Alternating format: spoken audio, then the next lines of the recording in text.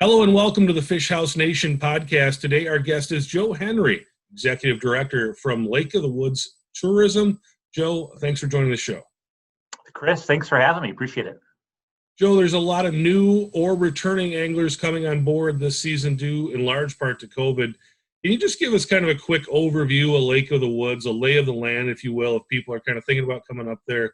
What are they getting themselves into? We don't, in a nutshell, Lake of the Woods is a big watershed. So I like to break it up into three parts.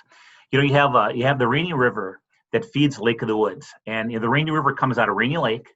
It flows straight west about 60 miles, hits the town of Baudette, and then turns north 12 more miles and feeds Lake of the Woods. So that's one part of the ice fishing fishery. Now, we really don't promote the Rainy River very much because it's a river, and you really got to kind of know where to go and that sort of thing. So locals fish it and such, but for the public, it's pretty much off limits. But that's one key part of our fishery. The second part is Big Traverse Bay. Well, Chris, Big Traverse Bay is a great big open water where a good part of the ice fishing happens. It's about 30 miles north-south by 25 miles east-west. And, for the most part, it's great big open water with not a lot of structure. There is structure, out in the west part of it, up in the, northeast corner and that sort of thing. But for the most part, it's flat mud. The other thing that's interesting about Big Traverse is the deepest spot in Big Traverse is about 37, 38 feet deep. So consequently, the whole thing is very prolific with life. It's almost like a huge aquarium full of forage, walleye, saugers, pike, tulipies, jumbo perch, and go on and on, And then the third part is that little tip that sticks up into Canada called the Northwest Angle. Now, the Northwest Angle is actually the northernmost point of the contiguous United States, and it's where the 14,552 islands of Lake of the Woods begin. Now, we have about a dozen resorts up at the angle, and it's interesting, with the border shutdown and such, during the pandemic, it's hard for people to get up there because normally you'd have to travel through Canada. So you drive through Canada about 40 miles and enter back into Minnesota. Well, because of the pandemic, it's been shut off, but you still can go and stay in Minnesota when you go by the lake. So there'll be some opportunities both by sled and, we believe by automobile, there'll be some access areas to get up there and such. So those are the three areas of the lake, really. The river, great big open water, a big traverse like the Great Lake, and then the Northwest Angle. Yeah, let's talk about that border shutdown right now. A lot of people do slide up into Canada and do some fishing up there. How is that going to work out on the lake this year with the border shutdown and you're not really supposed to go up there. So how is that going to work for people who are going to be heading up there? It's interesting. The vast majority of the ice fishing takes place on Minnesota waters every year. There are some that venture into Canada. They'll go over there and catch walleyes and lake trout. If they snowmobile way over east, or there's some crappie areas too. They can go get some big black crappies. But for the most part, the vast majority of people stay on the Minnesota side of Lake of the Woods. So with that in mind, it's not going to change it much. And Lake of the Woods is set up so that if you don't ice fish very much, you can come up to Lake of the Woods and stay at a resort, and everything will be covered for you. You go out there. Either they'll take you out in their own ice transportation, or you can use one of their ice roads and drive right to the door of your heated fish house. They do a nice job of moving the fish houses around on the fish, keep on the fish, the walleyes and saugers. You step up to a fish house, the holes are drilled, they're clean, it's 70 degrees, you're ready to roll. The other option though is that we have a real good series of ice roads.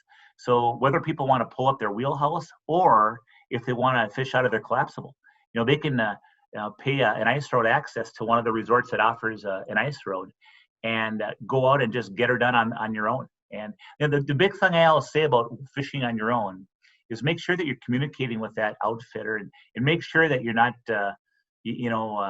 going too far off the beaten path, meaning especially early in the year and especially late in the year, follow those ice roads and stay close to them. Don't think that I got to get so far away from the traffic that I'm going to go four-wheeling on my own. That's where people get in trouble with hitting ice chunks or maybe getting caught in a crack or whatever the case might be. Chris, you probably know this, and it's kind of a safety message, but these resorts, they drive those roads before light almost every day, making sure that crack or an ice upheaval hasn't happened. If it has, either they reroute it or they bridge it. And the point of it is, it's keeping you safe. And I just encourage, there's enough real good fishing happening adjacent to those roads. Yeah, what are some of the advantages of that? We talked about kind of the different ways to experience it. What are some of the advantages, disadvantages of the different kind of ways you can bring it? You know, guys can bring up their own wheelhouse, they can bring a portable, they can stay at the resort, do the day house type of thing, or they can stay in a resort house out on the ice. Yep. I think the advantage of staying with a resort is just simplicity. Makes life easy. That's the bottom line. You go up there and you can put 4 people in a vehicle or whatever you want. You don't have to be pulling anything. You don't need all your equipment with you. You go up there, you're relaxed. You have dinner at night. When you arrive, the next morning, you wake up, have a good breakfast. Either you're going to jump in their ice transportation, or you're going to wake up and turn the key in your own vehicle and drive out on their ice road. And they're going to give you a little map that says you're in house 115, and you go out 5 miles and you make a right on the road they tell you to. Maybe it's Walleye Lane, they have it marked. You make a right and go a third of a mile, and you'll see house 115 on your left. And you open the door, and it's heated and ready to roll. And so, man, it's just so easy. It just makes it's a vacation. It's relaxing. You don't have to figure out where should we fish, what's the road doing, how far out are people going. I see fish houses everywhere. Where's the bite right now? I mean, things are taken care of for you. The other thing that's nice is that when you come in at the end of the day, instead of going to the fish cleaning shack and having to cut fish, you can the guys will normally clean your fish for you, and you can go back and have your favorite beverage and relax before dinner. So that's why people use the resorts. It's easy, it's vacation, it's relaxing, and then if you don't have the equipment or you don't have the know-how, it takes all that away from you. So now instead of focusing on people that know how to do it and have the equipment, the resorts can focus on everybody, because a lot of people that would love to ice fish, but they just don't know what to do, how to do it, how to clean fish, whatever. Takes all that away. Now, of course, if you have a collapsible, you're going to be much more flexible. So when you go out there, a lot of times what I'll do is I'll go out there and I'll get out there before light, and I'll get that morning evening bite going. So I'll go and fish in that 15 to 20 feet of water, maybe adjacent to Pine Island or Zipple Bay or wherever I'm fishing out of. And I'll go and I'll fish that shallow stuff where nobody else is fishing. And it's hit and miss. Sometimes you whack those fish. I mean, if a streak comes through, you could be filled out in 15 minutes. Also some nice fish in there. So hit and miss. Some days you don't get them at all. But then once that sun starts rising above the trees, then I'll shoot out to that deeper water and I'll pick away at both walleyes and saugers and a plethora of other fish during the day. And then of course at night it's kind of fun. I'm a little hardcore, but it's kind of fun at night at about 3 o'clock or maybe even 2:30 to come into the shallows and get set up again and do that evening bite. It's just a fun deal. So using your own collapsible, you're flexible. You can pick which road you want to go of based on where you think your best fishing will be, and you can move around, all day long. You talk about the wheelhouse thing. Hey, let's face it, sometimes wheelhouses are some of the nicest fish houses with, leather, fireplaces, and TVs. I mean, all that jazz in them, it's nice. And it's also pretty flexible. You don't want to be setting them up too much. It's work, but you can move around a little bit more. You can pick different ice roads you want to go out of. So it's just, it's a wheelhouse. They're darn nice. The other thing I should mention too is the snowmobiles. We have a snowmobile trails. We have 500 miles of snowmobile trails around the lake and also going across the lake. So if you got a snowmobile and a collapsible, well, now you can hit those groom stake trails going all the way up to the northwest angle and be fishing anywhere off of those trails, which gets you into areas that other people can't access because there's no ice road. There's a lot of structure you can fish and things like that, which pretty darn conducive as well. Very cool. Let's talk about those walleyes on Lake of the Woods a little bit. Tell me just a little bit about what those walleyes are like, what people can expect, and size, structure, what kind of numbers are we looking at up on Lake of the Woods? Well, one of the reasons Lake of the Woods is such a popular fishery, I mean, we call it the walleye capital of the world, and that's with all due respect to other really good lakes in the Midwest and rivers in the Midwest. It's our marketing tagline, but it's there for a good reason. We literally have millions of walleyes in our system, all different year classes. We got saugers. When the walleye's underneath you and you're fishing, tell you a sauger comes in on your electronics, and that's still a cool line that you're fishing. You're still going to feel that thunk. You're still going to get a nice fight, and you're gonna have some food at the end of the day to have a fish fry with. So the walleyes and saugers, it's just it makes it an enjoyable day. Plus the other activity you're going to get your mixed in pike, your big jumbo perch, your tullabees, Once in a while you get a crappie on the basin. They're really more north. Once in a while, of course, you'll eat your eel powder burbot. People like cooking those these days as an appetizer. And then, of course, once in a while, you'll even hook into a sturgeon on Lake of the Woods and have a fight for an hour and a half if you're so lucky to get it in. So a lot of variety, a lot of activity that's going to be coming through in your electronics during the day. Our water is stained water. So that's really key. On very clear water lakes, your best bite is going to be, either the golden hour of sunrise and sunset or when it's actually dark out. Well, when in Rome, do as the Romans. I mean, if that's when your bite's going to be, you're going to have rattle reels down and take advantage of it. But at the same time, most people would rather fish when they're used to being awake, and that's the daytime hours. Lake of the Woods, because of our stained water. And when I say stained water, what it is our watershed drains from the south and comes north, and there's a lot of bog south of us. And that bog puts natural plant material into the water called tannins. Tannins stain that water, make it kind of that little bit of a tea or coffee color. So we have a naturally stained water, clean water, but stained. Well, that stained water makes it so those walleyes actually prefer to feed during the day rather than at night. So it's really a good day bite. So you can go out there all day long and fish and have a great time. And then, of course, the vast majority of people, unless you're staying in a sleeper, will come in, at happy hour, right about that 4:30, 5 o'clock. So it's really festive and around the area with all the resorts and such. It's good fishing all day long. In some cases, some of the people will tell you it actually gets a little bit better when the sun rises a little bit. Well, it's usually when you're on that deeper water. You get a little bit more light penetration down there. Because of the stained water, there's some things that I always like to recommend to people coming to Lake of the Woods. When it comes to, how walleyes live and how they seek their forage. First off, colors. In stained water, your golds, your glows, your pinks, oranges, chartreuses, things like that, or combination thereof. Very important colors. And then, of course, your vibration. So, like anything, when you're fishing with another angler or two in a fish house, I really encourage you to use different things at first. In Minnesota, you're allowed two holes. So you're going to have one jigging hole and one dead stick hole. So you're going to be jigging with one line, and you're going to have either a bobber down or just have your ice rod maybe sitting on a bucket and just watching your rod tip, however you like to do it. And the jigging line is going to not only attract fish in, but it's going to catch your more active fish. If those fish are in a more neutral mode, you might not catch as much on your jigging line, but they're going to slide over and hit your live minnow on either a plain hook or an ice jig. So that's kind of how you do it. Walleyes have lateral lines, and that dark water down there, having some rattles or having vibration certainly can be a triggering effect. I like to use jigging spoons with rattles. I also use them without rattles. Some days they just prefer them without, but that's why you try different colors, different sizes, different things going on. I'm also a big believer in vibration. I've been using things like a reef runner cicada or a Rapala rip and wrap. A rip and wrap, man, a small rip and wrap I just really been getting into lately.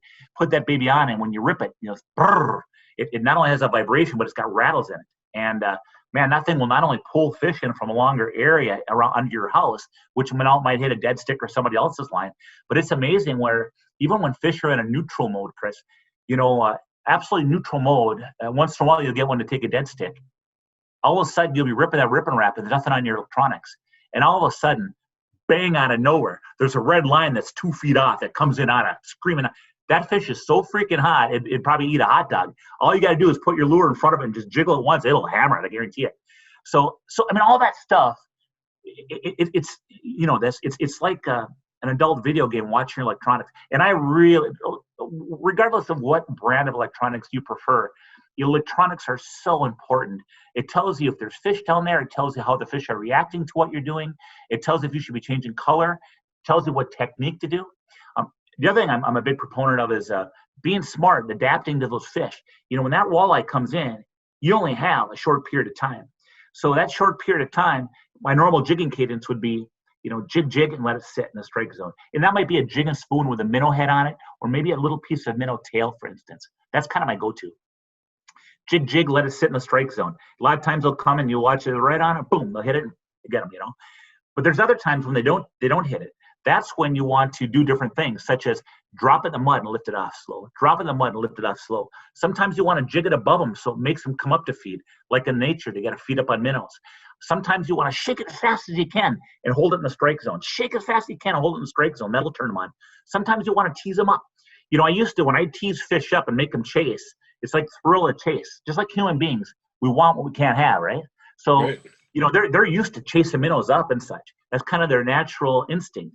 So a lot of times when I'm getting a walleye or a fish on my screen that's not going, what I'll do, I used to shake it up, and they'll chase it. And when I get up here, I couldn't set the hook. I had nothing left. Now what I do is I use my reel. And I shake it. Oh, he's coming up. He's 4 feet off, 5 feet off. He's 6 feet off. Boom, I get slack because he pushes it up. See, that's when you set that hook. Boom, we got him, Chris, the other thing on Lake of the Woods is be aware of suspended fish. Yes, tullabies will come through suspended, but big walleyes will come through suspended. So, when you see a suspended mark come, reel up to them, quick, get up there.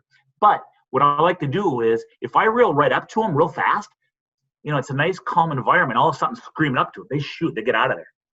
What you want to do is get it up real close, fast, get up to them within about 2 feet, and then bring it up slow the next 2 feet. Get it in front of them. And a lot of times those fish are eaten. They're up because they're feeding on small tullabies, suspended bait fish.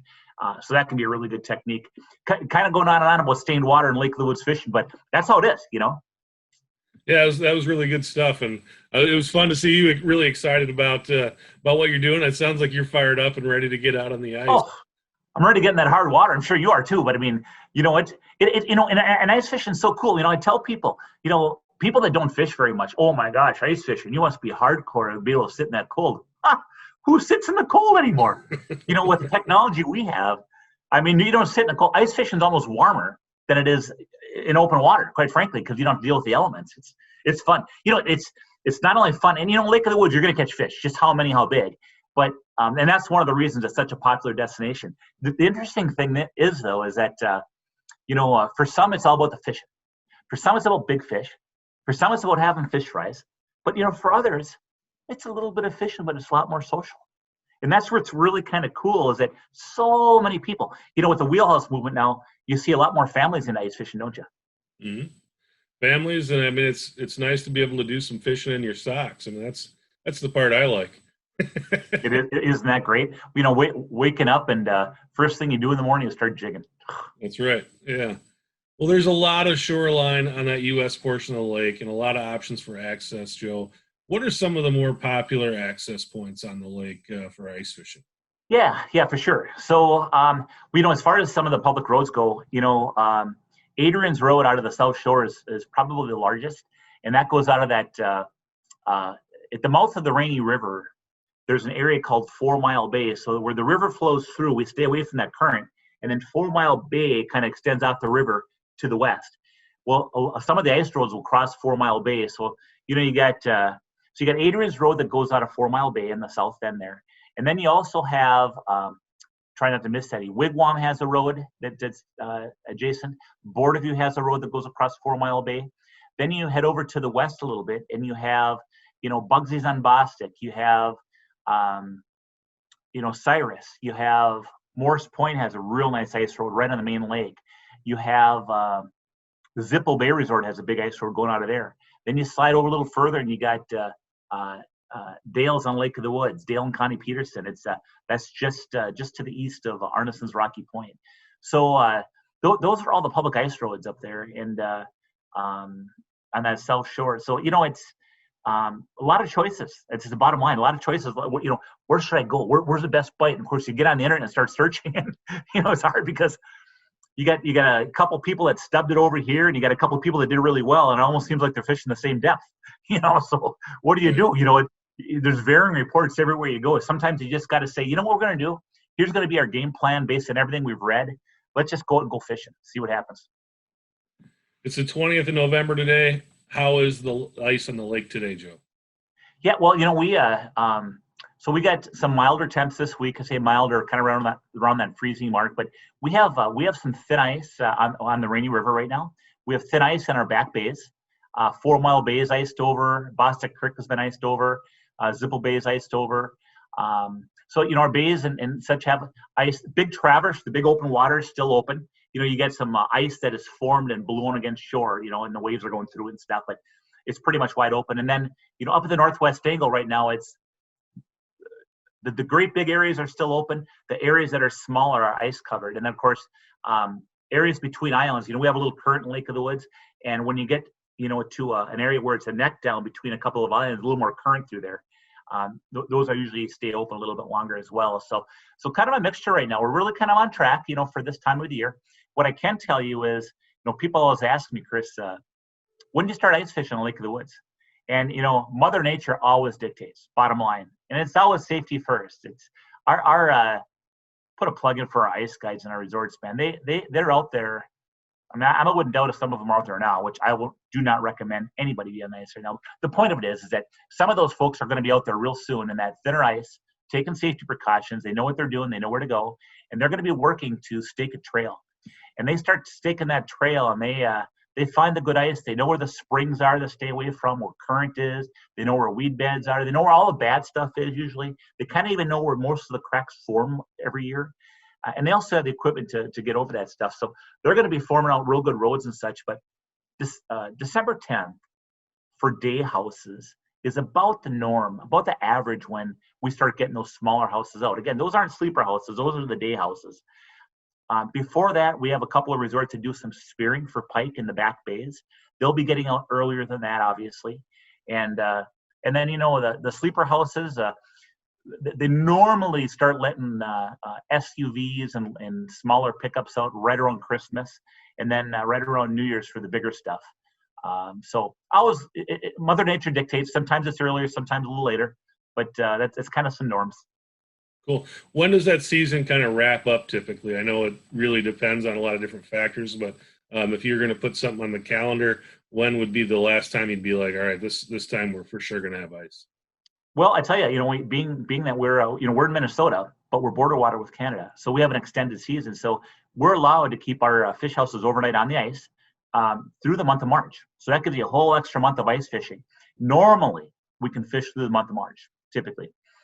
Some years it might get a little bit too warm, and there's still thick ice out there, but it just gets so sloppy, and the bays where there's current get a little bit soft and things like that. So, but normally we can fish all the way through the month of March. We also have an extended seasons on the fish. So, walleyes and saugers are open to April 14th. Pike never close. Pike are open year round. So, and we got a big pike fishery. So a lot of times in March, a lot of people like coming up tip up fishing for those huge pike. We got a big population of pike that are 40 plus inches, over 20 pounds. Big population. And really, it's funny. They get caught accidentally by, walleye anglers. They'll certainly get caught by muskie anglers, but they don't get much attention other than the month of March. Yeah, it sounds like a lot of fun. Joe, is there something that you wanted to talk about today that I didn't ask you about? Well, I think with Lake of the Woods, it's really good fishery, and if you come up there, you're going to have a level of success typically. I mentioned the snowmobile trails, some other things you might want to check out in the area. Coming through the city, but get a snapshot of Willie Walleye. It's a 40-foot long walleye statue. Is kind of fun. When you go to the northwest angle, we have the buoy signifying the northernmost point of the contiguous United States. Much like Key West, Florida has a southernmost buoy, we have the northernmost buoy. Kind of fun to get a shot of that if you're up there. That's right by Jerry's and Jerry's Bar and Grill, as well as Young Bay Resort. It's in between the two. Don't forget about the Igloo Bar on the ice. Zippo Bay Resort has a bar they put out 3 miles on the ice. It's 1,000 square feet. It's got the 2 big screen TVs, electric lights. It's got for the most part, a full bar and a partial hot menu, some pizzas and soups and stews and things like that. But, the kicker is for $5 an hour, you can actually rent a rattle reel or bring your own equipment in and fish, get a hole and fish in the bar. So how cool is it? You can have your favorite beverage, be watching the game on the big screen TV. You're in a bar and you're fishing. But it's cool. I'll tell you, it's funny. I was talking to Nick Painovich, who's the owner of Zippo Bay Resort, and I said to Nick, Nick, it gets pretty festive in here when somebody catches a walleye. He says to me, yeah, you should see what happens when somebody loses one. That was kind of cute.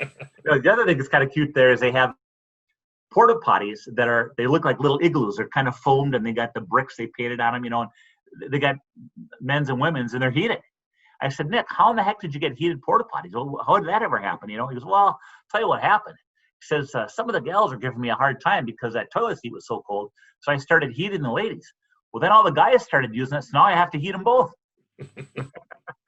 So I just think there's some fun stories. But, the Igloo Bar, 3 miles out, it's just it's so cool. Even if you're staying at a different resort, I think you got to pay a road fee, but then you can get out there, and it's usually open until around 10 o'clock. But it's just kind of fun going out there and experiencing that sort of thing on Lake of the Woods. And then, I think the other thing that's unique is that there's a lot of really interesting people movers on Lake of the Woods. So early in the year, our resort community has really gravitated towards like Suzuki Samurais and Geo Trackers, light ice rigs. And then they pull these people hauler movers.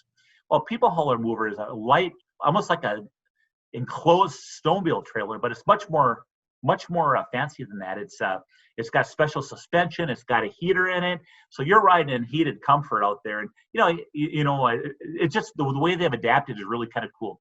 They use normally those early and late ice, but then during the year, some of the resorts have bombardiers, and those are those really Bombardier company up in Valcourt, Quebec. Used to make them, and they actually made them as public transportation for the winter, like a bus. Well, then when they passed an ordinance that they'll start plowing roads now, that went away. But big skis on the front and great big tracks in the back, and they zip all over the lake. And then some of the resorts have made their own. Arneson's Rocky Point, for instance, has big track rigs, great big rigs that they have a stairway you walk up in them. They almost look like this should be on the moon, But imagine taking a brand new 15-passenger van, brand new, and the first thing you do is take a cutting torch and cut it off right behind the front seats and pull that shell off and build your own big shell with hydraulic stairs that drop down, and you take the wheels off and put big tracks on it. You take the wheels off the front and put skis, and it's just kind of an interesting environment. They, over the years, these resorts have done some things with fish houses, with their people haulers, plow trucks. They got her dialed in, and they take a lot of how to say it. They take a lot of the pain so you can enjoy your ice fishing experience. That sounds really cool. It sounds like a great experience, and for people who go there all the time, I know it's kind of one of their cherished things that they do every year. And I believe this year, with new people or people just coming back into the game that have been out for a while, it's going to be kind of a fun adventure for people this year. So, Joe from Lake of the Woods Tourism, really appreciate you coming on and your time, and a lot of good stories and a lot of good stuff from you today. Really appreciate it. Chris, it's been a pleasure. Thank you very much. And you know what, everybody, get out in the outdoors this winter. Go enjoy yourself. Enjoy your families. Everybody be safe.